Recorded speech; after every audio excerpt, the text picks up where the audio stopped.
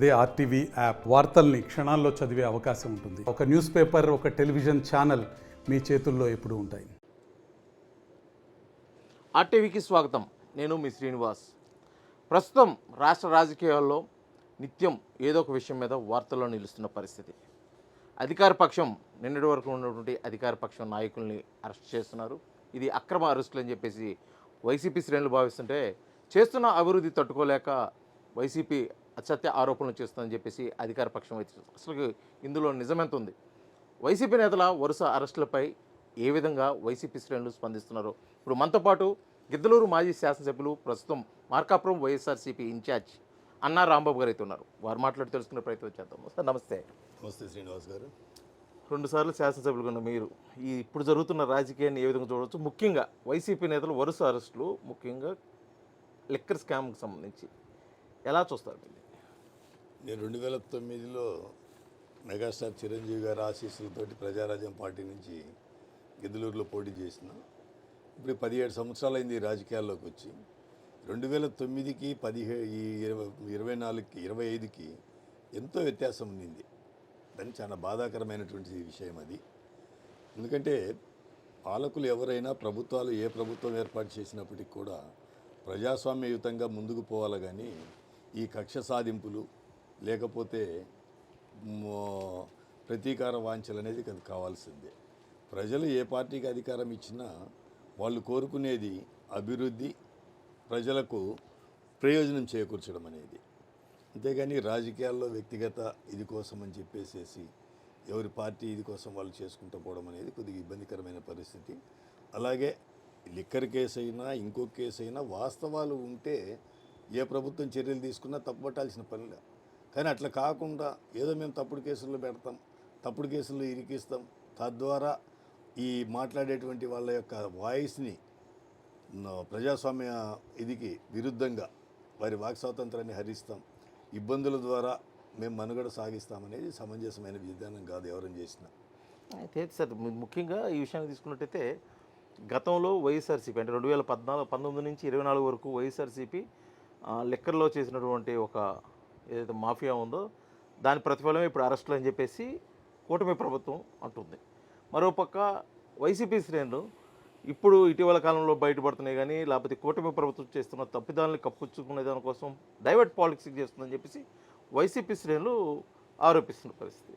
ఇది మొత్తం వింటున్నటువంటి ప్రజలైతే కొద్ది కన్ఫ్యూజన్లో ఉన్నారు. అసలు ఏది వాస్తవం మరి మీరు భావిస్తున్నారు చెప్పండి. కన్ఫ్యూజన్ ఏముంది? ఇప్పుడు వచ్చేటప్పటికి ఏ ప్రభుత్వాలైనా సరే నేరుగా డిస్టిలరీస్ నుంచి రేట్ ఏర్పాటు చేసుకొని కొనుగోలు చేస్తాయి. వాటిని తీసుకొని వచ్చి డిపోల ద్వారా రిటైల్ షాపులకు ఇస్తాయి. ఈరోజు వీళ్ళందరూ మాట్లాడేది ఏంది? రిటైల్ షాపుల్లో డిజిటల్ పేమెంట్ లేదు అంటున్నారు. డిజిటల్ పేమెంట్ ప్రభుత్వంలో ఉన్నటువంటి దాంట్లో రోజు ఒక్కొక్క బాటిల్కి డిజిటల్ పేమెంట్ జరిగితే ఏ రీతికి ఇది అవుతుంది? నీకు అక్కడికి రిటైల్ షాప్కి వచ్చినటువంటి లిక్కర్ ఎక్కడిది? డిస్టిలరీస్ నుంచి గోడౌన్కి వచ్చింది, ప్రభుత్వ గోడౌన్లకి. గోడౌన్ నుండి ప్రభుత్వ రిటైల్ షాపులకు వచ్చింది. రిటైల్ షాపులో ఉద్యోగం చేసేటువంటి వ్యక్తి రోజువారీగా ఎంత ఫోన్పే వచ్చినది ఏంటనేది ఎట్లా డిజిటల్ పేమెంట్లు తీసుకుంటాడు? మీకు ఇక్కడ అవినీతి జరిగేదానికి అసలు ఆస్కారం ఎక్కడుండింది?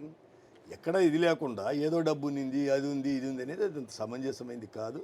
ఇది కక్ష సాధింపు కిందికే వస్తుంది, కానీ ఇంకొక మాట అనేదానికి ఆస్కారం లేదు. తప్పనిసరి కక్ష సాధింపే ఇది.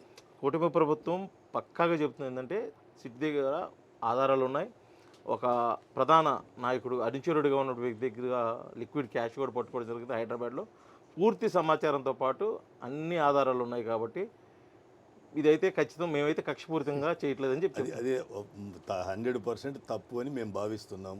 మీ దగ్గర ప్రూఫ్స్ ఉంటే ఇప్పుడు అరెస్టులు చేసినారు, కోర్టు గౌరవ న్యాయస్థానానికి వివరించండి, తద్వారా చర్యలు తీసుకోండి. తప్పు నిజంగా జరిగింటే చేసిన వాళ్ళని ఉపేక్షించాల్సిన పని లేదు. కానీ మా భావన అయితే వచ్చేటప్పటికి ఎక్కడ నీకు ఆస్కారం ఉండింది? ఆస్కారమే లేదు కదా అనేది మా ఉద్దేశము. మీ దగ్గర ఏదన్నా ఆధారం ఉంటే చేసుకోండి, దానికి ఏముంది? కనీసం బెయిల్ రాని పరిస్థితి కూడా ఉంది కదా, బెయిల్ కూడా నిరాకరిస్తుంది కోర్టు. అదంత డెప్త్గా మాకంత ఇది లేదు. నా వ్యక్తిగత అభిప్రాయం అయితే మాత్రం ఇది కరెక్ట్ విధానం కాదు. కావాల్సి ఈ తప్పుడు కేసులు పెడుతున్నారనేది నా వ్యక్తిగత అభిప్రాయం. ఇప్పుడు వరకు పశ్చిమ ప్రకాశం జిల్లాలో ఎంత చెప్పుకున్నా సరే చెప్పకపోయినా సరే వైఎస్ఆర్సీపీకి కానీ కాంగ్రెస్కి కానీ కంచుకోటగా ఉన్న పరిస్థితి. గిద్దలూరు కానీ, దర్శి కానీ, కనిగిరి కానీ, మార్కాపురం కానీ, ఎర్రగొండపల్లి. ఇక నుంచి ఆ పందా మారబోతుంది. దానికి ప్రధాన కారణం కూటమి ప్రభుత్వం మార్కాపురాన్ని జిల్లాగా ప్రకటించబోతుంది. మీరు ఏ విధంగా స్వాగతిస్తున్నారా? దీన్ని ఏ విధంగా వ్యతిరేకిస్తున్నారు? జిల్లా ఇస్తే స్వాగతిస్తాము, ఏది అందరికీ ఉన్నటువంటి భావాల ప్రకారం, నా భావం ప్రకారం కూడా. కానీ ఒకటి ఈడ మనం గమనించాల్సింది, ప్రభుత్వం ఏది ఇచ్చింది అనేది కాదు. జిల్లా ఇస్తే ఉపయోగమా, ప్రభుత్వ మెడికల్ కాలేజీ, ప్రభుత్వ వైద్యము ప్రజలకు అందితే ఉపయోగం అనేది కూడా ప్రతి ఒక్కళ్ళని గమనించాలా. జిల్లా ఇచ్చినందువల్ల వనగూరేది ఏంటి? ఈరోజు గతంలో వచ్చేటప్పటికి సుదూర ప్రాంతాల్లో ఉండే ఈ జిల్లా హెడ్ క్వార్టర్స్, ప్రతిదానికి ప్రతి ఒక్క వ్యక్తి కూడా ఏదన్నా అవసరమైతే జిల్లా రాజధానికి వెళ్ళాలంటే ఇబ్బందికరంగా ఉండేది. ఈరోజు ఆ పరిస్థితులు మారినాయి. ఎన్టీ రామారావు గారి పుణ్యమా అంటే మండల వ్యవస్థ వచ్చింది. వారి పుణ్యమా అంటే మండల స్థాయిలోనే ప్రజలకు కావాల్సినటువంటి అవసరాలు తీరుతూ ఉన్నాయి. జగన్మోహన్ రెడ్డి గారి పుణ్యమా అంటే సచివాలయ వ్యవస్థ వచ్చింది. ఈరోజు గ్రామ స్థాయిలోనే ప్రతి ఒక్కదానికి పరిష్కారం అంతా ఉంది. ఆ రోజు గతంతో పోల్చుకుంటే ఈరోజు జిల్లా కేంద్రంలో గౌరవ కలెక్టర్ గారి దగ్గరికో, గౌరవ ఎస్పీ గారి దగ్గరికో, లేదా జిల్లా యంత్రాంగం దగ్గరికో ప్రజలు నిత్యం పోవాల్సినటువంటి పరిస్థితులు లేవు ఈడ. అది మనం గమనించాలా. దేనికి? ఊరికే కాంక్రీట్ బిల్డింగ్స్ తయారైతాయేమో కానీ అది కాదు కదా. ప్రజలకు కావాల్సింది వారికి జీవన ఉపాధి అనేది కావాలా. అంటే వెలుగొండ ప్రాజెక్టు పూర్తి చేస్తే, వెలుగొండ ప్రాజెక్టు ద్వారా ఈ ప్రాంతం అంతా కూడా రైతాంగం మీద ఆధారపడింది, వ్యవసాయం మీద ఆధారపడ్డటువంటి ప్రాంతం కాబట్టి, వ్యవసాయ ఆధారిత ప్రాంతం కాబట్టి, తద్వారా రైతులకు, రైతు కూలీలకు ఈ ప్రాంత అభివృద్ధికి ఉపయోగపడుతుంది. కానీ మా దురదృష్టం ఏంటంటే ఈ పశ్చిమ ప్రకాశం ప్రధానంగా వెనుకబడిన ప్రాంతాలతో కూడినటువంటి పశ్చిమ ప్రకాశం గత 29 సంవత్సరాలు అయితే కూడా ఆ వెలుగొండ ప్రాజెక్ట్ అనేది పూర్తి కాకపోవడం అనేది మా ప్రాంతం యొక్క దౌర్భాగ్యం కింద నేను భావిస్తూ ఉన్నా.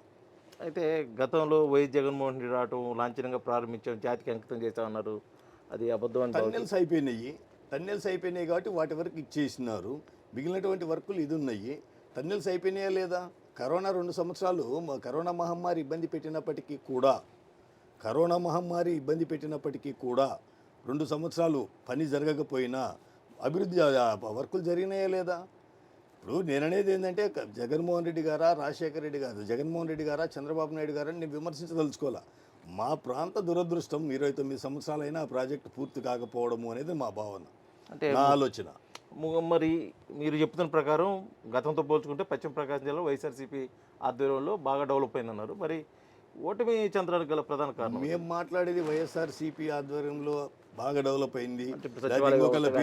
వెలుగొండ టన్నెల్ పూర్తి చేయడం కానీ, వెలుగొండ టన్నెల్ పూర్తి చేసినారు. సచివాలయ వ్యవస్థ అనేది రాష్ట్ర వ్యాప్తంగా జగన్మోహన్ రెడ్డి గారు తీసుకున్న నిర్ణయము. మా పశ్చిమ ప్రకాశం జిల్లాకి ఏదన్నా ప్రయోజనం చేకూరింది అని అంటే రాజశేఖర రెడ్డి గారు మొదలుపెట్టిన, అంటే చంద్రబాబు నాయుడు గారు 1996లో ఫౌండేషన్ స్టోన్ వేసిండ్రు. 2004 వరకు ఆడ కొబ్బరికాయ కొట్టిండ్రు, ఫౌండేషన్ వేసినారే కానీ వర్క్ జరిగింది ఏం లేదు. 2004లో రాజశేఖర రెడ్డి గారు వచ్చిన తర్వాత, ముఖ్యమంత్రి అయిన తర్వాత జలయజ్ఞంలో భాగంగానే వెలుగొండ ప్రాజెక్ట్ అనేది మొదలైంది. తద్వారానే వర్క్ జరిగింది.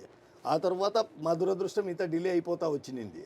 తర్వాత ఈ ప్రాంతానికి ప్రజలకు ఉపయోగపడేది ఏం జరిగింది, చెప్పుకోదగ్గది జరిగింది అంటే గవర్నమెంట్ ప్రభుత్వ మెడికల్ కాలేజీ, దానికి అనుబంధంగా ఉండేటువంటి టీచింగ్ హాస్పిటల్. జగన్మోహన్ రెడ్డి గారి పుణ్యం అంటే వచ్చింది. ఆయన జిల్లా కోటి ఇవ్వాలని చెప్పేసి ప్రాతిపదికన 17 మంజూరు చేయించుకున్నారు రాష్ట్రానికి. ప్రకాశం జిల్లాలో అప్పటికే ఒంగోలు కేంద్రంగా, ప్రకాశం జిల్లాలో అంతర్భాగమే కదా ఒంగోలు కేంద్రంగా రిమ్స్ మెడికల్ కాలేజీ ఉన్నింది. అయినా కూడా రెండోది మా మీద, మా పశ్చిమ ప్రకాశము వెనుకబాటుతనం గురించి జగన్మోహన్ రెడ్డి గారికి అవగాహన ఉంది కాబట్టి ఈ ప్రాంతం వాసులు ఇబ్బంది పడుతున్నారు ఆరోగ్యం కోసం. అటు గుంటూరు, ఒంగోలు లేదా కర్నూలు ప్రభుత్వ ఆసుపత్రిలో పోవాల్సి వస్తుంది. డబ్బు లేని వాళ్ళు ఇబ్బంది పడుతున్నారు కాబట్టి వాళ్ళకు ప్రయోజనం చేకూర్చాలనేటువంటి దృక్పథంతో వారు మెడికల్ కాలేజీ ఇచ్చినారు. ఇంత అభివృద్ధి జరిగినా, ఇంత డెవలప్ చేసినా ఎందుకు ఓడిపోవాల్సి వచ్చింది కేవలం 11 సీట్లకి అనేది పెద్ద ప్రశ్న. ఇప్పుడు ఇక్కడ ఒకటి బ్రదర్, మనం గమనించాల్సింది ప్రజల యొక్క ఆలోచన విధానము, వారి యొక్క విధి విధానాలు ఎట్టుంటాయి, వారి ఆలోచన ఎట్టుంటుంది అనేది ఎవరూ చెప్పగలిగేది కాదు. ఆ రీతిగా మనం లెక్కేసుకుంటే 2004 నుండి 2009 మధ్యకాలంలో ఆంధ్ర రాష్ట్రం స్వర్ణయుగం అన్నారు. రాజశేఖర రెడ్డి గారి పీరియడ్లో వాస్తవం కూడా ఆరోగ్యశ్రీ ద్వారా అయితేనేమి, రైతులకు రుణమాఫీ అయితేనేమి, లేకపోతే రైతులకు ఉచిత విద్యుత్ అయితేనేమి, ఫీజు రియంబర్స్మెంట్ అయితేనేమి, ఇటువంటి ఎన్నో సంస్కరణలు తీసుకొని వచ్చి ఎన్నో ప్రయోజనం చేసేటువంటి వర్కులు చేసినాడు. వారి పుణ్యమాట వెలుగొండ ప్రాజెక్టు, అప్పటి వరకు ఊరికే పేపర్ల మీద ఉన్నటువంటి వెలుగొండ ప్రాజెక్టు 3 గ్యాపులు ఉంటే 3 గ్యాపులు ఫౌండేషన్ తీసినారు. రైతులకు ల్యాండ్ ఎక్విజిషన్ డబ్బులు ఇచ్చినారు. కాలువలు మొదలైనవి. డ్యాములు 2009 వచ్చేటప్పటికి డ్యాములు కూడా పైకి లేసినాయి. ఇదే పశ్చిమ ప్రకాశంలో ఉన్నటువంటి 3 నియోజకవర్గాల్లో 2009లో మెగాస్టార్ చిరంజీవి గారి ఆశీస్సులతో ప్రజారాజ్యం పార్టీ తరఫున గిద్దలూరు నుంచి నేను గెలిచిన. ఇక్కడ ఇప్పుడు ప్రస్తుతం మార్కాపురం శాసనసభ్యులు 2009లో తెలుగుదేశం పార్టీ నుంచి గెలిచినారు ఆయన ఎమ్మెల్యేగా. ఎర్రగొండపాలెం ఒకటి మాత్రమే కాంగ్రెస్కి వచ్చింది. దాన్ని బట్టి ఏమనుకోవాలి మనం? వెలుగొండ ప్రాజెక్టు కడుతున్నారు, కళ్ళెదురు కనిపిస్తుంది, పేపర్ల మీద లేదు, ఆన్ ఫీల్డ్ ఉన్నింది, ఇన్ని కోట్లు ఖర్చు పెట్టినారు ఈ ప్రాంతానికి. కాబట్టి ప్రజల యొక్క ఆలోచన విధానాన్ని మనం ఏ రీతిగా ఆలోచించాలని చెప్పగలిగేది కాదు. ఇన్ని చేసినారుగా రాజశేఖర రెడ్డి గారు, కానీ వాళ్ళ ఆలోచన ఏంది, ఎట్లా ఏం ఆలోచన చేసినారో తెలియదు. 3 పార్టీలను గెలిపించినారు ఈ 3 పశ్చిమ ప్రకాశంలో వాటిని. సరే, ఇప్పుడున్నటువంటి పరిస్థితుల్లో కూటమి ప్రభుత్వం ఆల్మోస్ట్ పేపర్ వర్క్ అంతా అయిపోయింది. మంత్రిమండలి సమావేశం తర్వాత ప్రకటన కూడా చేస్తున్నారు. త్వరలో మార్కాపురం జిల్లాగా కాబోతుంది. మీరు స్వాగతిస్తూ ఉంటారు. జిల్లాగా అవతరించిన తర్వాత ముఖ్యంగా మీరు వైసీపీలో ఉన్నారు కాబట్టి ఇక్కడ ఇవి చేస్తే ఇది జిల్లా కేంద్రంగా పర్ఫెక్ట్ అని చెప్పి మీరు అనుకుంటే ఏం చెప్పాలి? ఇక్కడ ఒకటి, రాష్ట్ర వ్యాప్తంగా జగన్మోహన్ రెడ్డి గారు ఏదైతే జగన్మోహన్ రెడ్డి గారు మా పార్టీ నాయకుడని నేను మాట్లాడడంలా, నేను పార్టీలకు అతీతంగా రిక్వెస్ట్ చేస్తూ ఉన్న ఈ కూటమి ప్రభుత్వాన్ని మీరు పునరాలోచన చేయండి. మీరు తీసుకున్న నిర్ణయం, ప్రభుత్వ మెడికల్ కాలేజీల మీద మీరు తీసుకున్న నిర్ణయం అనేది ప్రజలకు కంటగింపుగా ఉన్నింది, ప్రజలకు నష్టం జరగబోతున్నది. కాబట్టి దయచేసి మీరు మళ్ళీ పునరాలోచన చేసి ఏదైతే మీరు టెండర్లు పిలిచినారో వాటిని రద్దు చేయండి. రద్దు చేసి ప్రభుత్వ పరంగానే ఉచిత వైద్యాన్ని, ఉచిత విద్యను అందించండి అని చెప్పేసి వాళ్ళని డిమాండ్ చేస్తూ ఉన్నా, రిక్వెస్ట్ చేస్తూ ఉన్నా. అందులో ప్రకాశం జిల్లాలో వెనుకబడిన ప్రాంతాలతో కూడుకున్నటువంటి మా ప్రాంతంలో మార్కాపూర్ కేంద్రంగా జగన్మోహన్ రెడ్డి గారి ఆశీస్సులతో మాకు వచ్చినటువంటి కాలేజీని మీరు దుర్మార్గంగా తీయొద్దండి. మీరు జిల్లా కేంద్రం ఇస్తామంటున్నారు. ఆకలిగా ఉన్నవాడికి పచ్చడన్నం పెట్టండి. ఆ నోటికాడ పళ్ళెంలో ఉన్నటువంటి పచ్చడన్నాన్ని మేము తన్నేసేసి తర్వాత ఎప్పుడు బిర్యానీ పెడతామంటే ప్రయోజనం ఏముంది? నోటికాడి ముద్ద తీయొద్దండి. మేము అడుగుతా ఉన్నాం. కాదు, మీరు పీపీపీ మోడ్లో ఇబ్బంది ఏం లేదంటున్నారు. అది కరెక్ట్ విధానం కాదు. మీ అంతరాత్మ ఎట్లా? అంటే కొన్ని ప్రైవేటు సీట్స్ పెట్టడం వల్ల పేమెంట్ తీసుకొని సీట్లు ఇస్తారు, అది కొంతకాలం నడిచింది. ఆఫ్టర్ దట్ గవర్నమెంట్ కంటిన్యూషన్ కదా. గవర్నమెంట్ 8 సంవత్సరాలకి 66 సంవత్సరాల తర్వాత ప్రభుత్వాన్ని ప్రైవేట్ నుంచి ప్రభుత్వానికి చేరేది తప్ప అక్కడ ప్రత్యేకంగా వచ్చేటువంటి నష్టం ఏమున్నది అనేది ఒక సూటి ప్రశ్న. ఒకటి బ్రదర్, ఏమి నష్టం లేదు, ఓకే ఒప్పుకుందాం. సింపుల్గా నాకు ఏమి తెలియదు, నేను లేమాన్, నేను ఏలుముద్ర, నాకేం తెలియదు, నేను ఒక ప్రశ్న అడుగుతున్నా. ఇప్పుడు 550 కోట్ల రూపాయలు ఖర్చు అవుతుంది ఒక మెడికల్ కాలేజీకి. నా అంచనా ప్రకారం ఒక 150 కోట్ల రూపాయలు జగన్మోహన్ రెడ్డి గారి ప్రభుత్వంలో మార్కాపుర్లో ఉన్నటువంటి మెడికల్ కాలేజీకి ఖర్చు పెట్టినారు. ఇంకా 400 కోట్లు పెట్టాలా? మీరు 400 కోట్ల రూపాయలు మీరు పీపీపీ పద్ధతిలో ప్రైవేటు వ్యక్తికి అది అప్పచెప్తే ఆ 400 కోట్లు ఆయన దాని మీద వచ్చేటువంటి ఇంట్రెస్ట్, తను ఆశించేటువంటి లాభం, ఆయన ఏం చారిటీ చేయడానికి రావడం లేదు కదా ఇక్కడికి. చారిటీ చేయడానికంటే సంఘసేవ చేయడానికి, ప్రజాసేవ చేయడానికి రావడం లేదు కదా. ఆ వచ్చే ఆయనకు ఇవన్నీ ఎట్ట వెళ్ళాలా? ఏ రీతికి వెళ్ళాలా? ఫీజుల రూపాయనో లేకపోతే ఆడికి పోయేటువంటి పేషెంట్ల దగ్గర ఫీజుల రూపాయనో వసూలు చేయాల్సిందే కదా. అది ఇల్లించుకోవాలంటే అది ఆ మాత్రం ప్రభుత్వం భరాయించలేదా? కాబట్టి ఇది మంచిది కాదు. ఊరికి అది మభ్య పెట్టొద్దు. మీరు జిల్లా ఇస్తామన్నారు, సంతోషం.